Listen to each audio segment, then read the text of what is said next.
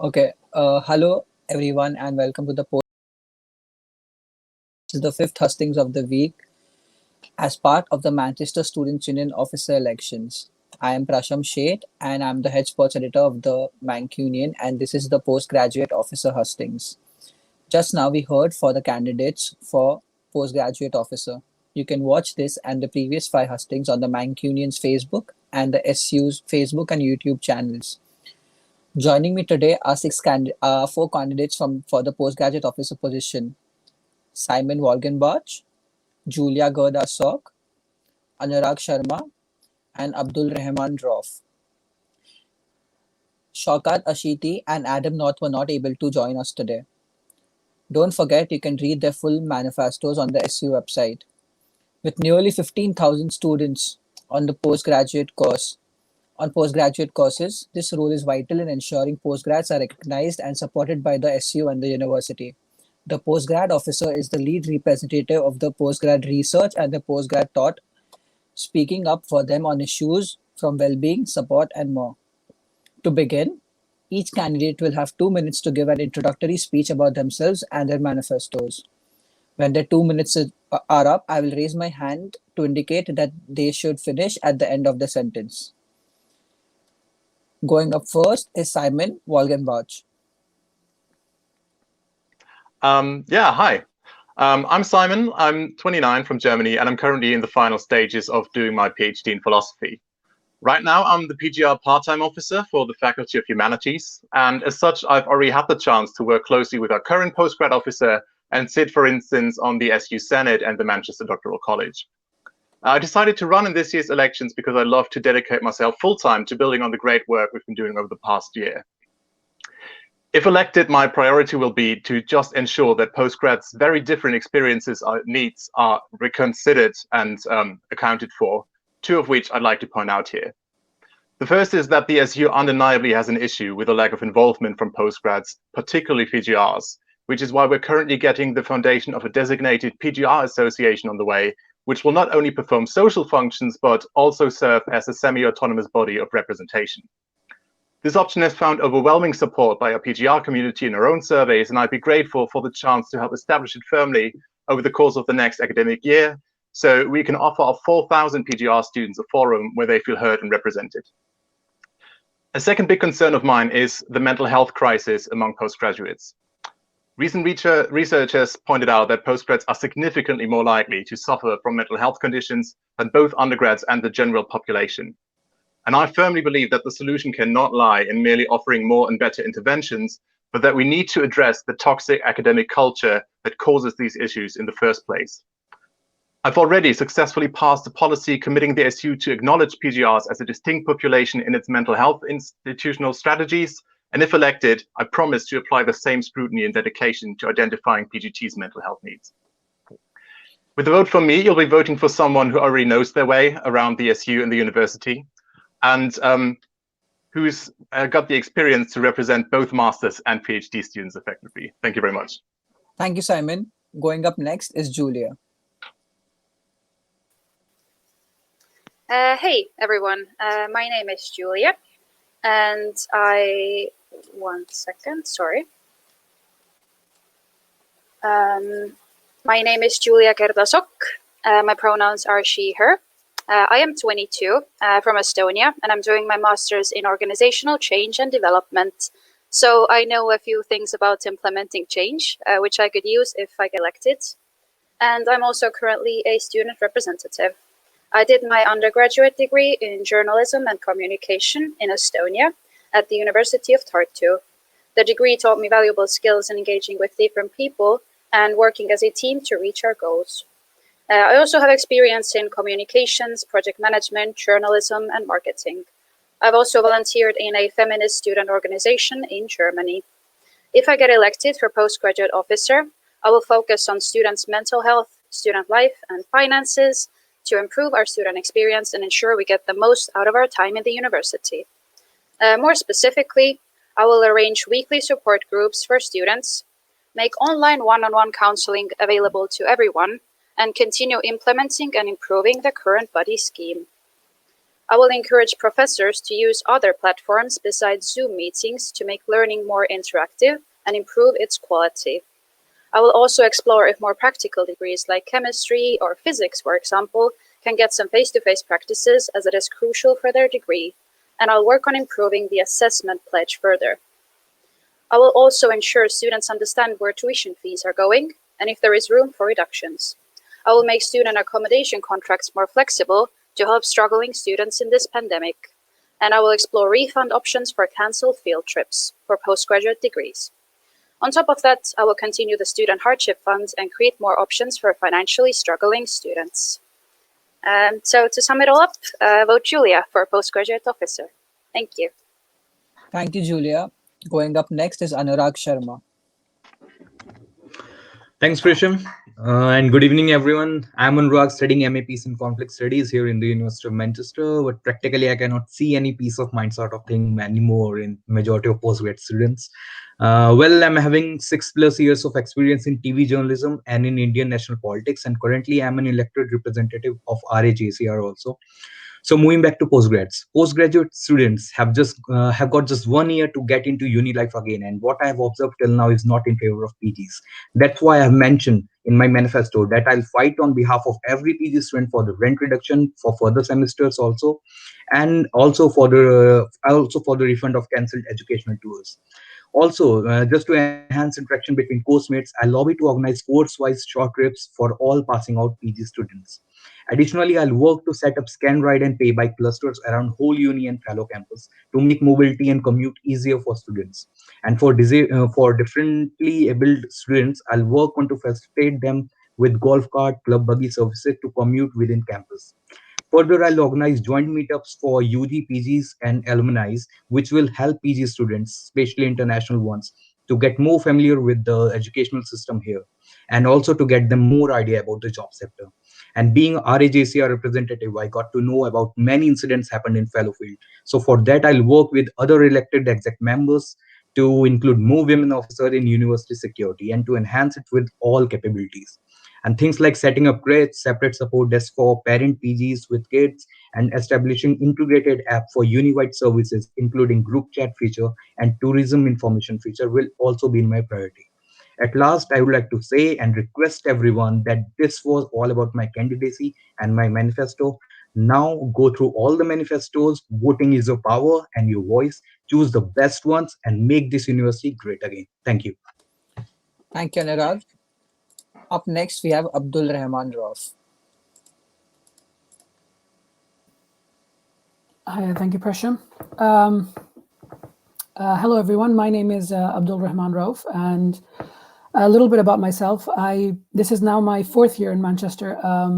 I also did my undergrads from here, and I'm studying MSc Construction Project Management at the moment.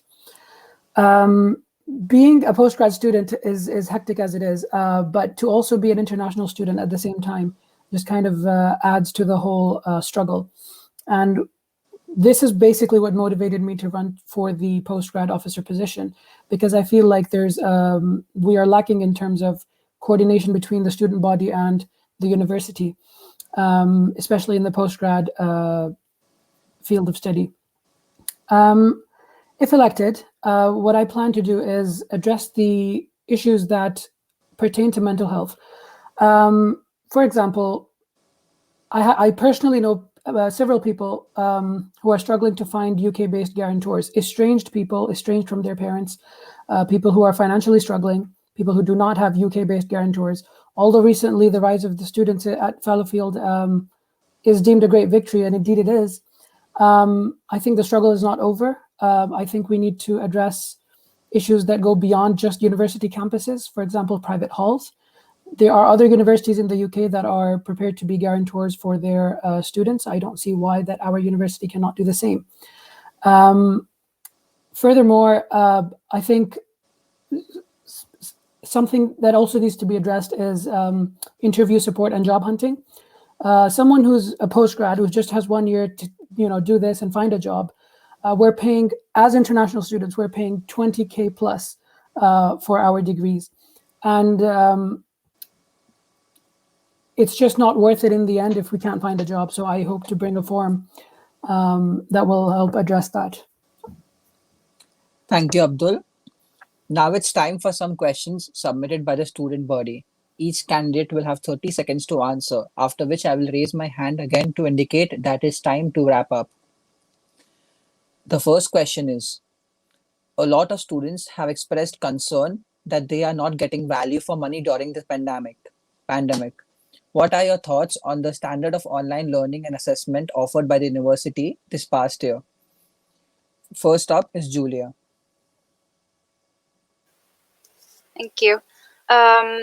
Yes, as a postgraduate student, I agree that the quality is not very high, which is why I would work on implementing more interactive learning methods besides Zoom meetings that usually professors stick to because it's comfortable, and also for more practical degrees like chemistry or physics or just more practical degrees, I would like to explore if it's possible to get some lab work done, because it's crucial for those degrees to get some face-to-face teaching, to have that practical side to their degree as well, to make them successful in their job. Thank you, Julia. Anurag, you can go next.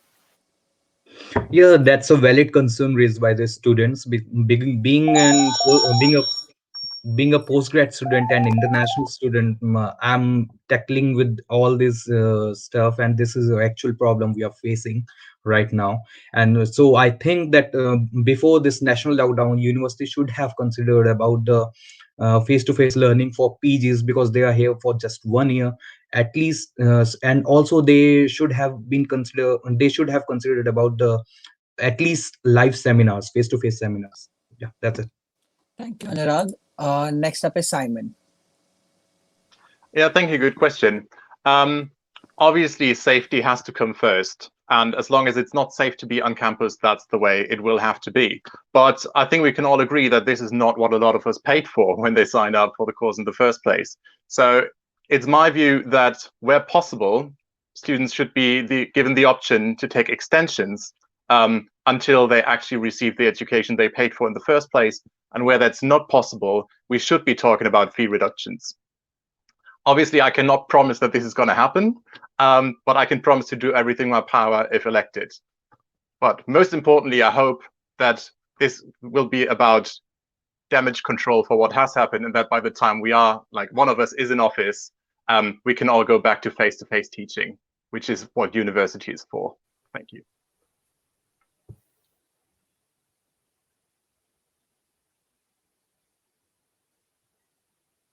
Sorry, I think. Sorry, my mic was off. Thank you, Simon. Up next is Abdul. Yeah, I think this pretty much sums it up. I just want to give an example. I had a friend who did the same degree that I'm doing a couple of years ago, and he did it on a scholarship, and even he was paying much less than 9K at the time, and even he was wondering, is this really worth the money that I'm paying for? Now imagine having to do the same degree as an international student, paying 25K plus during COVID times, where it's all delivered online. The university constantly telling you, you know what, we're going to do our best to be able to resume face-to-face learning, and then they're saying they're going to do it in the second semester, and then it just kind of snowballs out of control, and you see no real effort being made by the university to actually deliver this course as well as it has to be. And Simon put it really well, I think, when he said that safety does come first, but we need to see more effort from the university. Thank you, Abdul. The next question is, postgraduate research students have been impacted by disruptions to research and access to university facilities. What are your thoughts on the policies and support provided by the university to PGRs during the pandemic? First up is Simon. Sorry, could you repeat the question? Yes. Postgraduate research students have been impacted by disruptions to research and access to university facilities. What are your thoughts on the policies and support provided by the university to PGRs during the pandemic? Thank you. Well, yeah, I was in the middle of this and part of pandemic PGRs who actually started lobbying UKRI for the funding extension. So I was really in the middle of this, and I think what we have now can only be a compromise that gets us over the first few meters and makes sure everybody can pay their rent for the moment. But the way that has been dealt with this was not sufficient. What I actually spoke to Nancy Rothwell earlier today, and what she assured me was that the step of the university to ensure 3.5-year funding for PhD students in the future should be taken by UKRI as well, and that the Russell Group, which we're currently chairing, will actually lobby for this. So this will hopefully help out in the future. As of the damage that is done, I think that I encourage everybody to take advantage or to make the most out of the extension policies that we have. Thank you, Simon. Up next is Julia. Thank you. Yes, this is a real difficult situation because I was also caught up in it in actually last year in my undergraduate degree, where I was struck with COVID and I had to somehow find a way to conduct the interviews qualitatively. So I feel like providing the options from the university, supporting students when they approach their sort of research people, that they would help this student more. Sorry, yeah. You can finish your sentence, already. Yeah. Just to finish up, like perhaps the university should provide sort of a statement letter to the PGRs so that they could have a university behind them, supporting them to get the interviewers that they want to get interviewed. Sorry, that was my point. Thank you, Julia. Up next is Anurag. Yeah, so my take will be like, I'll give example of my flatmate. So my flatmate is one is doing chemistry, another one is a med students, and they have, like, till now they haven't been to any lab or on campus for any sort of learning. Even government is focusing, and even government have mentioned this in their guidelines, that for research focused courses, university can provide them on campus. So I think that they should have provided for this, and they have left with very less time now, so they should do something regarding this. Yeah. Thank you, Anurag. You're next, Abdul. Yeah, I think everyone's pretty much summed it up pretty well. I think it's really important that the university explores every option to give us the opportunity to be able to perform to our level best. I think it really comes down to point number 3 of the 5-point pledge of the university, that it will ensure that that the level of education that we're getting in during COVID times is at par with what the quality of education was being delivered earlier. And I think right now, how it is right now, I don't think that those standards are being met, not even close. And that's my time. Thank you, Abdul. For the next question, reports indicate there is a mental health crisis amongst postgrads, which began even before the pandemic. What ideas do you have for improving support and a sense of community for postgraduate students? First is Abdul. Sorry, could you please repeat the question again? My connection is a bit weak. Reports indicate there is a mental health crisis amongst postgraduate students, which began even before the pandemic. What ideas do you have for improving support and a sense of community for postgrads? Right. I think, first of all, mental health is something that's very close to my heart. I've worked on several societies and volunteer work during my undergrad time to support mental health wherever I can, especially in the Asian community where I belong. There's a lot of stigma. And in addressing that stigma, I think it's opened my eyes to a lot of different ways that we can employ as a university. The first and foremost of which is that there has to be no shame in reaching out to the university. And in fact, that the initiation, a lot of people who do struggle with mental health, the most difficult thing for them is to reach out. And I think that's where the university needs to step in and place policies and ensure that they are reaching out so that everyone's health is catered for. Thank you, Abdul. Next up is Simon. Yeah, thank you very much. I've mentioned this in my introduction. This is very close to my manifesto, and we know that indeed postgrads are 6 times more likely than the general population to suffer from anxiety or depression, which is shocking. Like I said in my introduction, I think the university has excellent counseling services and the Wellbeing Project, etc. And we're doing a lot in terms of intervention. But I think what we need to start talking about is why is it the case that postgrads are significantly more likely to suffer from this in the first place?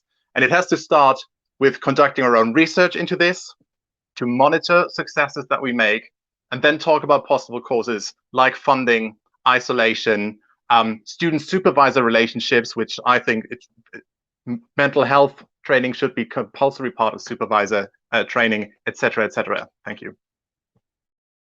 Thank you, Simon. Up next is Julia. Thank you. Yes, to add to the last points, I feel like postgraduates are usually more interested in the academic side of things, which is why they have gone for further studies. And therefore, I assume that, at least in my case, often I sort of associate my grades and my results with my self-worth, which in turn is detrimental to my mental health. And my campaign also focuses on mental health, and I feel like it's important to have one-to-one counseling for students, because not everyone is willing to openly discuss their mental health issues, even though there shouldn't be a stigma, but some people just feel more comfortable doing it one-to-one, and I don't think the university is supporting that very well at the moment. Thank you. Thank you, Simon. You're up next, Anurag.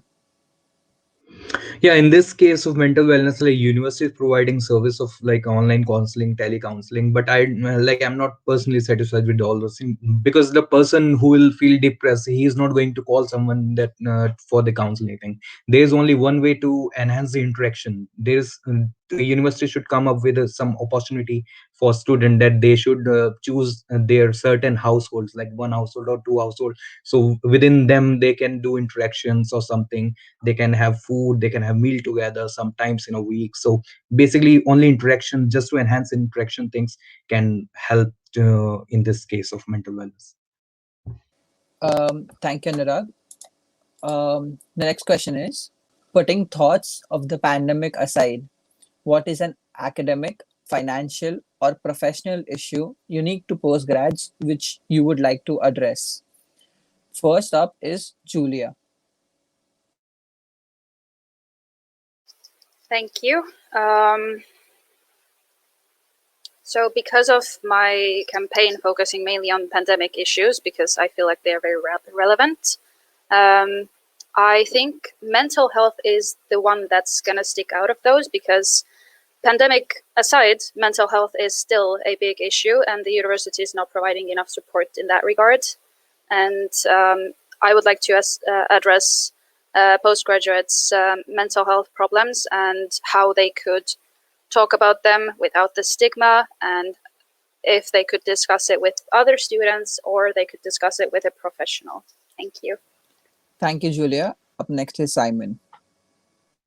Yeah, thank you. I've mentioned mental health already, which was an issue before COVID. But another thing that I've hinted at earlier was that we have about 13,000 postgrad students at the University of Manchester compared to, I think, 28,000 undergrad students.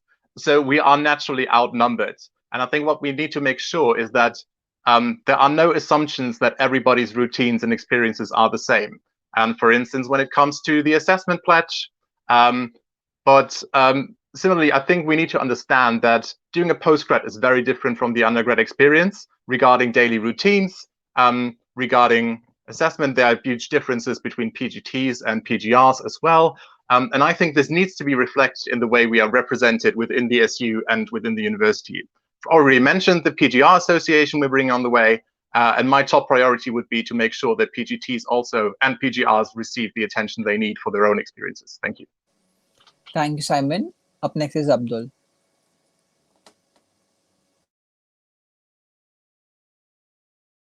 Abdul, your mic is muted.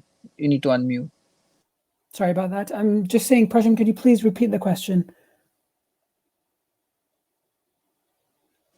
Putting thoughts of the pandemic aside, what is an academic, financial, or professional issue unique to postgrads which you would like to address? Right. Sorry about that. When you were speaking earlier, your connection kind of went away. Sorry, my connection kind of went away. Anyway, I think what is unique to postgrads is the daunting kind of sword hanging over our throats that we need to find a job afterwards. And I was making this point earlier, but unfortunately I ran out of time. What we need to do is we need to provide postgrad students with enough support that they can eventually go on to find jobs by creating simulations for assessment centers, interview support, creating forums where alumni and current students can come together. Because what undergrads have is maybe a little bit more of a leeway in terms of finding a job, but we're paying 20 odd K a year for our postgrad pursuit. But if we have nothing to show for it in a couple of years, it's worth nothing. Thank you, Abdul. Up next is Anurag. Yeah, so in this regard, like in terms of academic, there is a lack of support in being an international student.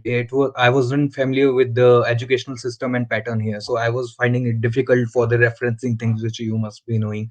So I got less marks in my December submission just because of this. So they need to put some extra. They need to organize some extra seminar for these things. And if I'll talk about the financial things, then of course the part-time work opportunities are very less during these days, and university is having very huge fund, so they can provide the part-time work opportunities in university or in SUs, so for students, which will help them financially.